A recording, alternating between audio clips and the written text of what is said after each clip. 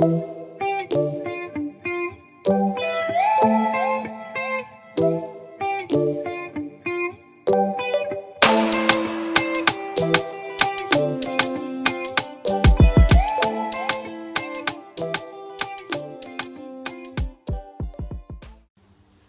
sustainable, and inclusive food systems are critical to achieving the world's development goals. Agricultural development is one of the best ways to end extreme poverty, spread wealth, and support the 9.7 billion people who are expected to be living in 2050.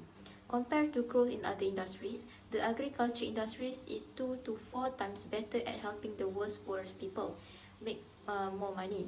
Agriculture is also important to the growth of the economy, and it plays an important role in meeting the needs of individuals as well as business. There are different kinds of goods that come from agriculture. Fruits and veggies, for example, are very important sources of fiber, protein, and carbs for humans. Some fruits and veggies are grown so that they can be fed to animals, like chickens and cows. There are things like hay, straw, oil, sprout, grains, and beans, all of which come from the agriculture sector. Next, natural rubber is another thing that can be made through farming.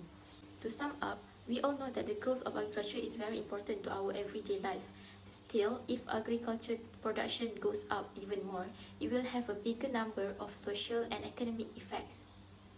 The way we farm now will also affect the way people farm in the future. Building an economy that is more sustainable and in line with the Sustainable Development Goals of the United Nations is a very important goal that can help make society more fair. This will help make sure that the global farm sector is successful in the long run. Hi, my name is FARHANA BINTI MUHAMAD SAUFFIE, and I will brief the first issue of agriculture development, which is labor problem. The persistent problem of labor scarcity in the agriculture sector constitutes a significant national concern that has been endured over a protracted period. There is a decline in interest among individuals to pursue employment in this particular industry owing to the comparatively lower financial returns and a lack of parity between income and capital.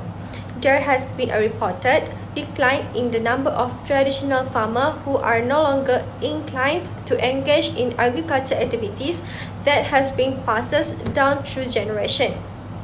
Conversely, the stability of income within the agriculture industry is purportedly lacking. The phenomenon of labor migration from the agriculture sector to the non-agriculture sector has led to a dearth of labor, particularly in the agriculture domain. During the period of 2001 until 2003, a significant influx of foreign laborers totaling 19,343 individuals were employed in the agriculture industry, which encompasses the plantation sector.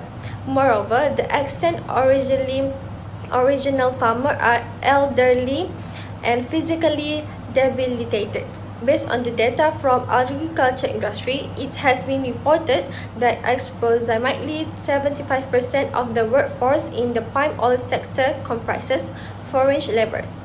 As of the year 2020, there will be a deficit of approximately 37,000 workers on this industry, which has the potential to adversely impact the country by up to 25%. The task of harvesting oil palm fruit in labor-intensive occupations that necessitated adherence to the plantation harvest timetable without any breaks. The issue of climate and weather change poses a significant challenge in the nature of agriculture development in Malaysia. The high dependence of the agriculture sector on the prevailing climatic condition is the reason for this phenomenon. The dynamic nature of uncontrollable climatic factors, including but not limited to temperature, rainfall, soil moisture, flood, drought, and other natural disasters, has a significant impact on agriculture. The frequency of extreme weather events has increased, as evident by the occurrence of unprecedented unprecedented flood in Kedah in 2014 and Selangor in 2021. The inundations that occurred in 2014 lead to financial setback of 299 million as a consequences of impairment to agriculture produce, ecological asset and physical structure. Elevated temperature have the potential to decrease the intended agriculture output while promoting the proliferation of undesirable plant species and harmful organisms. Climate change is anticipated to have an adverse effect on agriculture, potentially jeopardizing food security on a global scale. It is probable to forthcoming climate change will have an adverse impact on crop productions in countries situated at low latitude, whereas the repercussions in regions located at the higher latitude may be either advantageous or disadvantageous. Next, I am going to present about the positive impacts of agriculture development. In general, climate change has been linked to detrimental effects on agriculture such as rising temperature, altered participation patterns, and extreme weather events. However, there is a positive impact of climate change in agriculture, which is it can increase in crop productivity. When climate change happens, there will be global warming, and because of the global warming, it can increase in crop productivity because of the fertilization. This happens because there is an increasing in carbon dioxide concentration in the atmosphere. Then the excess carbon in the atmosphere warms the planet and helps plants on land grow more. Also, more abundance of carbon dioxide accelerates photosynthesis, and it would lead to plants to grow faster, and this phenomenon called as carbon fertilization. As a result, it will give positive impact on crops like wheat, rice, and soybeans from increased carbon dioxide with an increase in yields from 12 to 14%. Other than that, as we know, the world now has adapted to technology. So with the advancement of technology nowadays, climate change, which is always an obstacle, has been spurred to be an innovation and the development of new technologies and practices for agriculture. To sum up, these developments can lessen the negative effects of climate change and at the same time increase agriculture productivity, which it helps to increase the crop production with the help of enhanced irrigation techniques, precision agriculture, and climate resilient crop types. The second positive is technological advancement. There are many benefits that can be obtained with the existence of technological advancement in the agriculture sector. Firstly, increased productivity and efficiency. Farming now has high levels of productivity and efficiency thanks to technology. The time and effort needed for various operations are decreased thanks to automation of labor-intensive tasks in modern farm machinery like tractors, combine, and harvester. Farmers do not need to employ a large number of workers or spend a lot of energy to carry out the operation. Second is automation and robotics. The agricultural process has changed as a result of automation and robotics. Automated systems can efficiently and accurately carry out tasks like planting, spraying, and harvesting. As a result, farmers could operate on a larger scale and need less manual labor. Next is data analytics and predictive modeling. Farmers can gather, process, and analyze large amounts of data using data analytics from various sources such as weather station, satellite imagery, soil sensor, and crop monitoring system.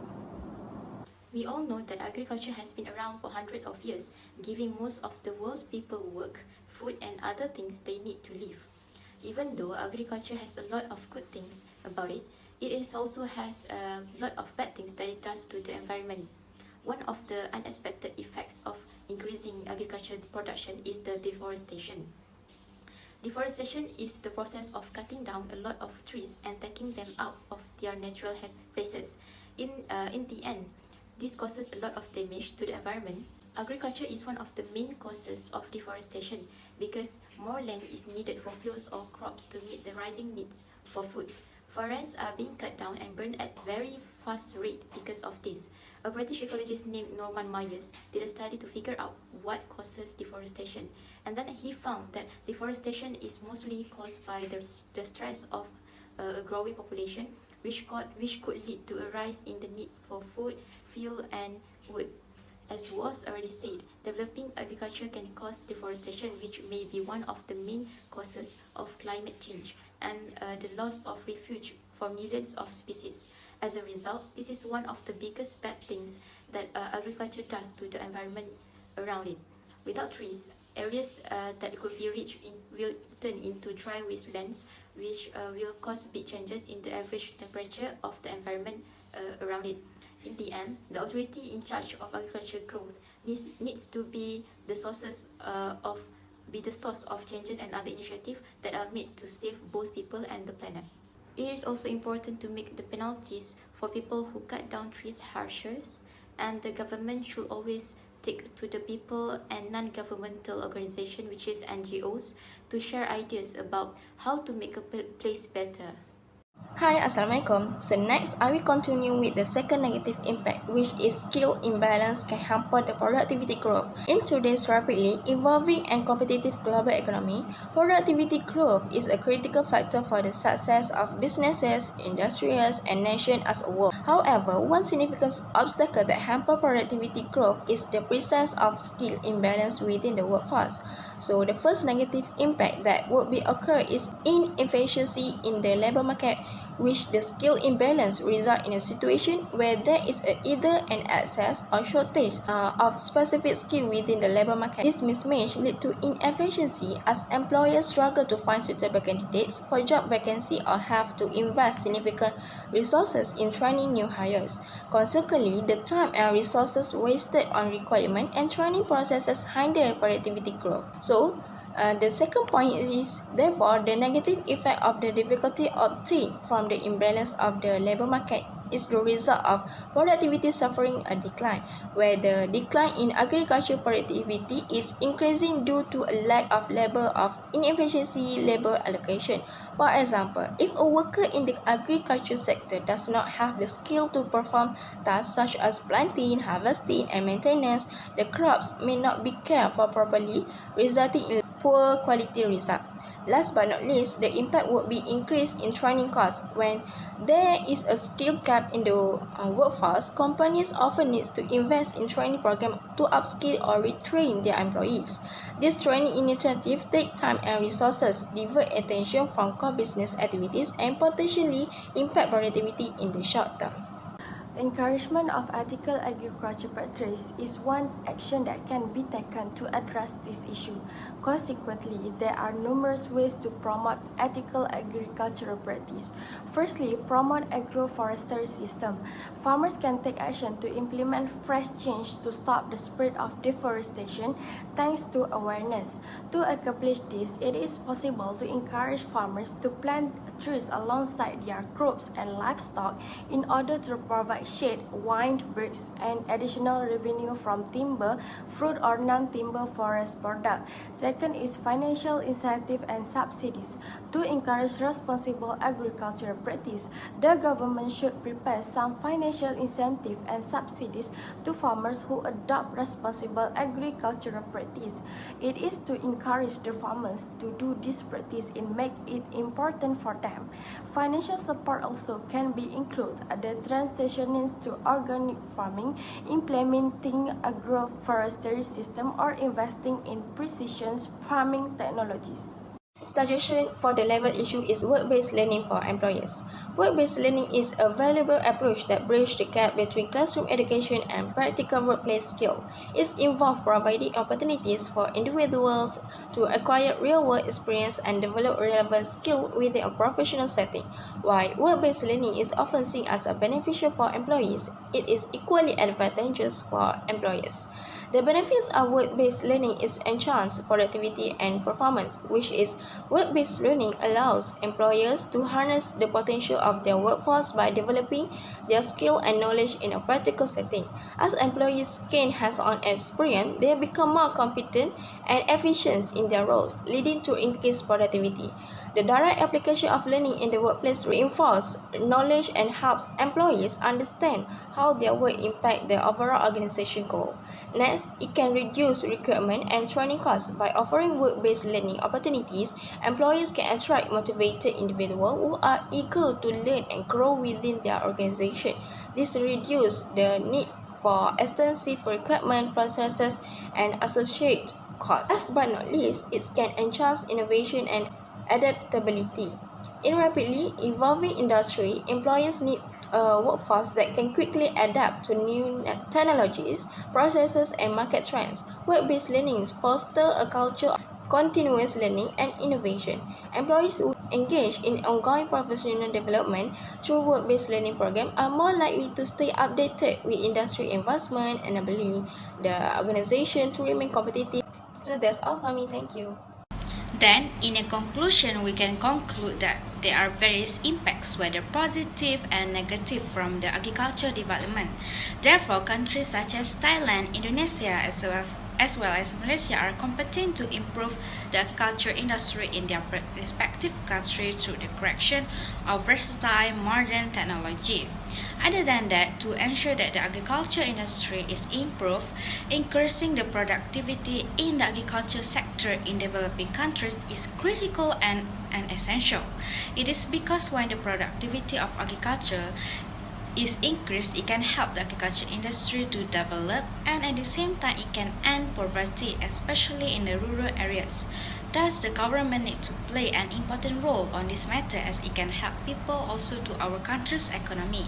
To sum up, the agriculture sector is of vital importance for the region. That's all from me. Thank you.